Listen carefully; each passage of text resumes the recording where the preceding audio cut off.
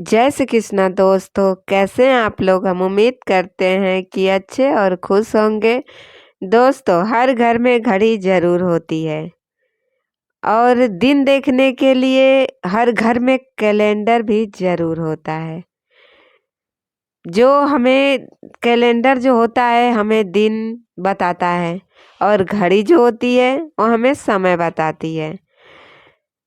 हर घर में दीवार पे दो चीजें टंगी जरूर रहता है, क्योंकि ये सदियों से हमारे घर का हिस्सा रहा है। अगर घर में कहीं भी दीवार दीवार घड़ी ना हो तो बहुत अजीब लगता है। घर में अगर कैलेंडर ना हो तो हमें दिन का पता ही नहीं चलता है। तो इसलिए कभी भी घर में, सबके घर में, हमारे देश में सबके घर में घड़ी एक दीवार पे टंगी ही रहती है, कैलेंडर एक दीवार पे टंगा ही रहता है। जैसे साल बदलता है, महीने बदलती है, कैलेंडर चेंज हो जाता है। तो इसलिए कुछ घरों में तो एक से भी ज़्यादा घड़ियां होती है। जो तो क्या घड़ी को कहीं भी टांग देना सही होता है या नहीं? तो दोस्तों, अगर जानेंगे इस वीडियो में कि घड़ी को भूलकर भी हमें किस दिशा में ना लगाना चाहिए, इससे फैलती है नकारात्मक ऊर्जाएं। इसी के साथ हम जानेंगे कि कैलेंडर कहाँ लगाना चाहिए, कौन सी ऐसी गलती हमें नहीं करनी चाहिए। जो वीडियो के लास्ट में तक बने रहिएगा। वीडियो अच्छा लगे तो चैनल को लाइक सब्सक्राइब जरूर करिएगा और इसी के साथ बेल आइकन प्रेस जरूर दबा दीजिएगा कि मेरे वीडियो की नोटिफिकेशन आपके पास सबसे पहले जाए। वीडियो के लास्ट तक हम सब कुछ सारी जानकारियाँ देंगे आपको। तो इसी के साथ हम जानेंगे, अगर आपके घर वास्तु दोष है तो क्या करें कि जिससे वास्तु दोष दूर हो जाए और आपके जीवन से परेशानियां खत्म हो जाए। दोस्तों, हम सभी के घर में घड़ी का प्रयोग किया जाता है। घड़ी जो आने वाले समय और बीते समय के बारे में सूचित करती है। अगर हमारे जीवन में किसी का सबसे ज़्यादा प्रभाव पड़ता है तो वो है समय। समय एक जैसा नहीं होता है। अच्छे और बुरे समय सभी के जीवन में आता है। समय का चलना कायम रहता है। समय किसी के लिए नहीं रुकता है। लेकिन अगर हम आपसे कहें कि आप अपने समय को अच्छा बनाने के लिए कुछ उपाय कर ले तो आपको यह सुनकर कैसा लगेगा? अगर आपको अच्छा लगेगा तो मेरी इस वीडियो में बने रहिए और वीडियो को लास्ट तक ज़रूर देखिएगा। तो हम आप बात करते हैं घड़ी की, जिसे हम हर रोज़ देखते हैं सुबह शाम। पर हम कभी नहीं सोचे होंगे कि ये घड़ी हमारा समय बदलने और अच्छा समय लाने में मदद कर सकता है। तो दोस्तों, हम अपने जीवन में कई छोटी छोटी बातों को नज़रअंदाज कर देते हैं, पर कुछ चीज़ें हमारे जीवन, हमारे भाग्य को अच्छा बुरा प्रभाव डालती है। इसी तरह बहुत कुछ चीज़ें हैं जो वास्तु दोष डालती है और आपके परेशानी की वजह बनती है। तो आइए पहले जान लेते हैं कि वास्तु दोष क्या आपके भी घर में है, इसके बारे में कैसे पता लगता है और किस तरह इसे दूर कर सकते हैं। दोस्तों, किसी भी घर में वास्तु दोष होता है तो उस घर में सुख शांति दूर हो जाती है, पारिवारिक उन्नति में बाधा बनती है, उस घर में कोई खुशियाँ नहीं रहती। तो अगर वास्तु दोष खत्म करने के लिए कुछ उपाय करने चाहिए, लेकिन नेगेटिव ऊर्जा से छुटकारा पा सकते हैं। तो आइए जानते हैं दोस्तों, जीवन में तरक्की के लिए सुबह शाम की पहली रोटी हमें गाय को खिलाना चाहिए। अपने जीवन में तरक्की चाहते हैं, खुशियाँ चाहते हैं तो ये काम आप रोज करें। सुबह की शाम की पहली रोटी गाय को जरूर खिलाएं। सूर्य भगवान को जल जरूर चढ़ाएं और एक बात की, चींटियों को आटा में शक्कर में डालकर जरूर खिलाएं। और रात में तांबे के लोटे में एक जल भर के और लाल चंदन मिलाकर अपने सिरहाने रख कर सो जाएं। सुबह वो जल को तुलसी में चढ़ा दें। ऐसा करने से आपकी परेशानियां धीरे धीरे खत्म हो जाएगी। और दोस्तों एक बात सबसे ज़रूरी बात होती है, शौचालय का दरवाज़ा हमेशा बंद रखना चाहिए। बहुत लोगों के घर में शौचालय का दरवाज़ा खुला छोड़ देते हैं, लेकिन हमें ऐसा नहीं करना चाहिए। कभी भी इसे खुला ना छोड़ें। पूरे घर की नेगेटिव ऊर्जा शौचालय में ही वास करती है। ऐसे में शौचालय का दरवाज़ा खुला रहता है तो आपके घर में नेगेटिव ऊर्जा का वास हो जाता है। कभी भी किचन में यानी रसोई घर में झाड़ू ना रखें। झाड़ू और पोछा ऐसी जगह रखें जहाँ कभी किसी की नज़र ना पड़े, छुपा कर रखनी चाहिए। घर वालों के बाद बाहर वाले कभी उसको ना देखें।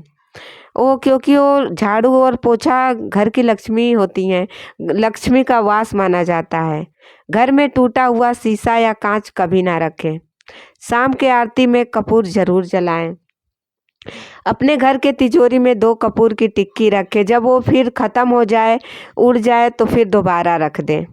अच्छे भाग्य के लिए सुबह के नहाने के पानी में हल्दी मिलाएं, फिर नहाएं और घर में पोछा लगाएं तो उसमें नमक का प्रयोग ज़रूर करें। अगर सेंधा नमक का प्रयोग करते हैं तो और अच्छा है, आप सादे नमक का भी प्रयोग कर सकते हैं। इससे आपके घर से नकारात्मक ऊर्जा खत्म होगी और माता लक्ष्मी की कृपा बरसेगी।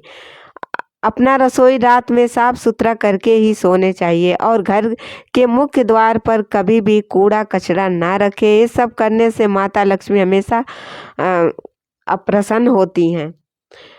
घड़ी की सही दिशा आपके जीवन को सही रास्ता भी दिखाने में मदद करती है। इसके अलावा घड़ी को सही दिशा में लगाना चाहिए और किस दिशा में नहीं लगाना चाहिए, ये भी बात करते हैं। सबसे पहले जिसकी बात करेंगे, घड़ी की आकार कैसा होना चाहिए। दोस्तों घड़ी किसी वास्तुशास्त्र के अनुसार गोलाकार घड़ी या अंडाकार घड़ी सबसे उत्तम मानी जाती है और शुभ मानी जाती है। पर आजकल बाजार में कई प्रकार की घड़ियां मिल रही है।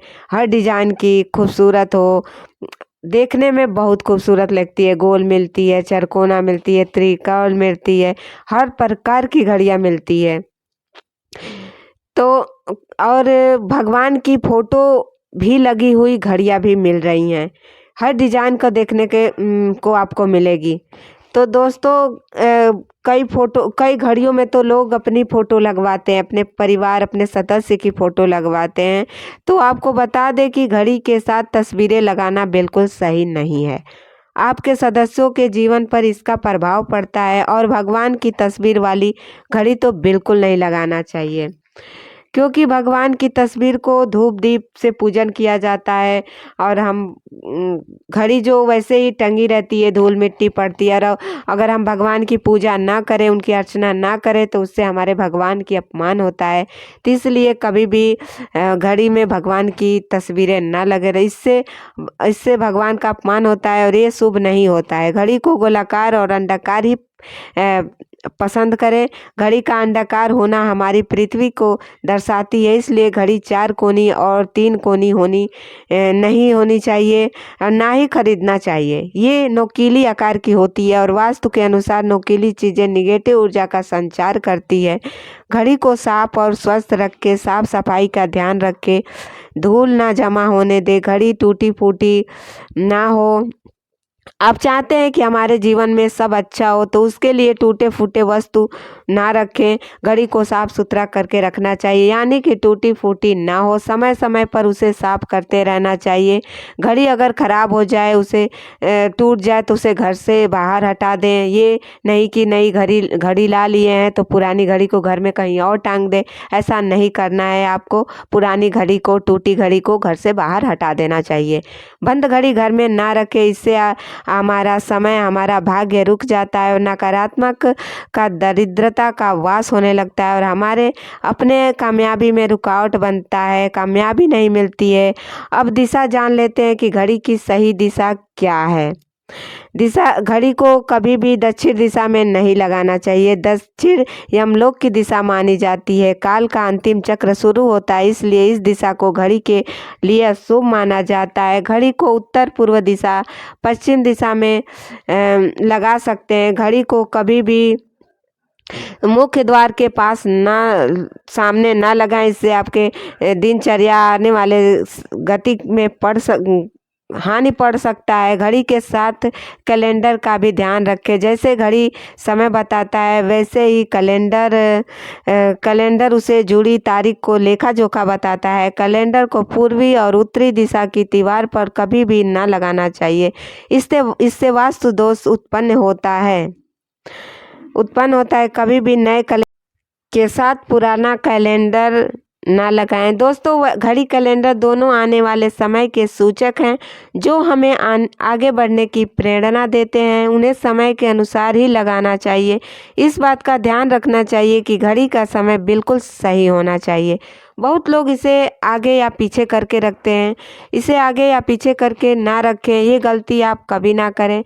समय बिल्कुल सही करके रखें। इससे आपके आने वाले समय काल चक्र का प्रभाव भी होता है। ये सब कार्य करके देखें। छोटी छोटी बातें जो खुशी और दुख देती है, छोटी छोटी बातें ही जीवन बदल देता है। इसलिए इस सब कार्यों को करके देखें।